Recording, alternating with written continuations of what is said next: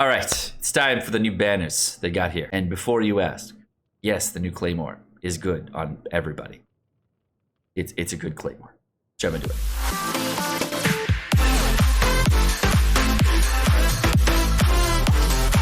Alrighty, boys and grills, it is finally time to go over the information for the banners that was not at all leaked numerous times through many different resource application things, and in no way is exactly the same as the leaks.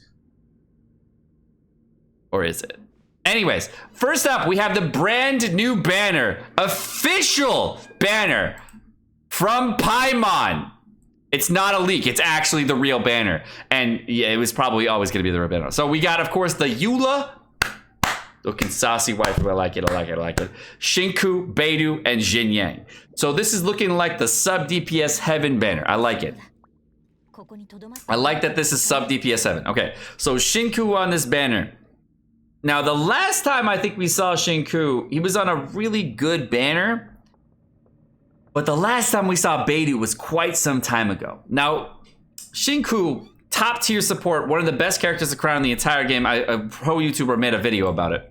But I wanted to let you guys know that Beidou is an unsung hero. Not a lot of people build out the Beidou. And she's been a Black Cliff slasher here. I don't know why Shinku has not a sacrificial sword here, but you know, that's just what it is. All right, so the thing with Beidou, right, is Beidou doesn't really need constellations, but if you do get constellations, C1 is really good because it gets you a shield. And I hear shields are really good right now. C2 is really, really good because it makes it so that your lightning, chain lightnings, which is bitchin', and then C4 is trash unless you're main DPS Beidou. But C6 lowers electro resistance. Now, all this is really important because there is a new buff coming to Genshin Impact for Electro and Anemo coming up pretty soon. And because Electro and Anemo are getting a buff, the question is, will Beidou actually rival Shinku as a support character? Now, the big issue with Beidou, though, is energy recharge. Fortunately, though, Beidou does have a really sick weapon for a 5-star weapon, which is called the Skyward Pride, that helps her with energy recharge. Unfortunately, though, for 4-star options, there's only, you know, 2 really good 4-star options that you could use for Beidou.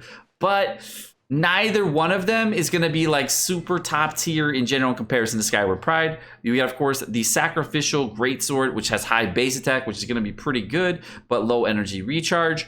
And the other weapon, of course, is going to be the Favonius Greatsword.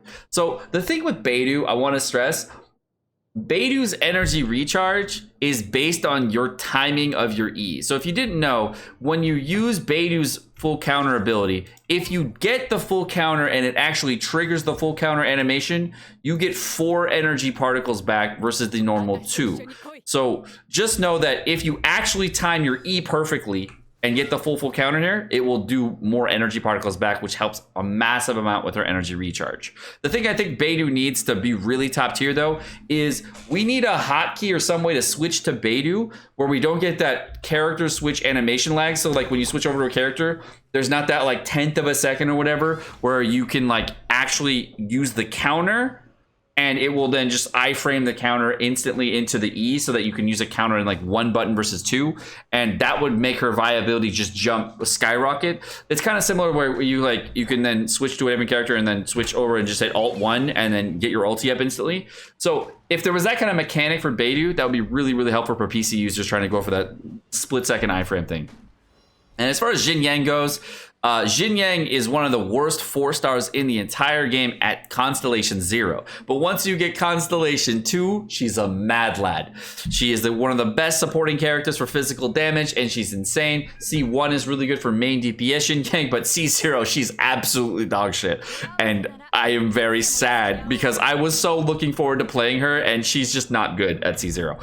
So this is a great opportunity for you to get constellations in your Jin Yang, because she just starts popping off with her constellations later on. And I think that more people would play Jin Yang if they had more opportunities to pull Jin Yang on a banner that actually played in. So I think that I'm really happy that Jin Yang's constellations here, you can actually get some, you know, physical resist down from like C4 and Big Mirror Sport-esque. And then you can, of course, if you ever really wanted to, get C6, but which it doesn't help you. But once you get C4, that's when she becomes this mad lad support character where you can lower physical resistance in numerous ways and get more damage. So I think that a lot of people are going to really like that with Eula, and the fact that she's on the Eula banner will be really helpful. So this is a great banner for Eula in general. Do I think you should pull as a free-to-play player? Abso-fucking-lutely not. Please, God, stay away if you are free-to-play. It is not the way, okay? Unless Eula's your waifu, in which case, yes, all in, like a mad lad. Just go fucking full send. If she's your waifu and your 36 starring Abyss already has free-to-play, go for it, bro. She's hot, all right? But if you're not and you need help, no, don't do it. It's not worth it. Okay. Now, let's move on to the weapon banner. So this weapon banner is a godsend because it is a very, very, very, very good weapon banner. First off, we have the Aquila Favonia, which is the highest base attack sword in the game, so really good for Bennett. Yes, I do use it on Bennett at times, and it's really good for him. It's also a great Fizz DPS weapon for Kaching, for Kaya, for any Fizz damage sword dealer that you're going to be using. And there is a new sword character coming out next month, potentially. That's going to be in 1.6, potentially. That looks like a freaking samurai, so this may be really good on him, even though he is not so much a Fizz damage dealer, but you could potentially use it on him. I don't know. The song, now going into the Song of Broken Pines, I made a video on the Song of Broken Pines a while back, and this weapon is kind of insane. And I really think that it's going to be a great Fizz damage weapon. And if you just needed another weapon for a Claymore user, it's going to rival the Wolf Gravestone as far as overall damage that you get from DPS. But the bigger hits you could definitely see on Wolf Gravestone. But it's really going to depend if you're using a 4-star character, 5-star character with this weapon, and what we're really going to see from the extra base attack values for a difference between Wolf Gravestone. So, but it is a good weapon no matter what for any main DPS character, whether they be Fizz DPS or not Fizz DPS. So just know that this is going to be a really, really good weapon.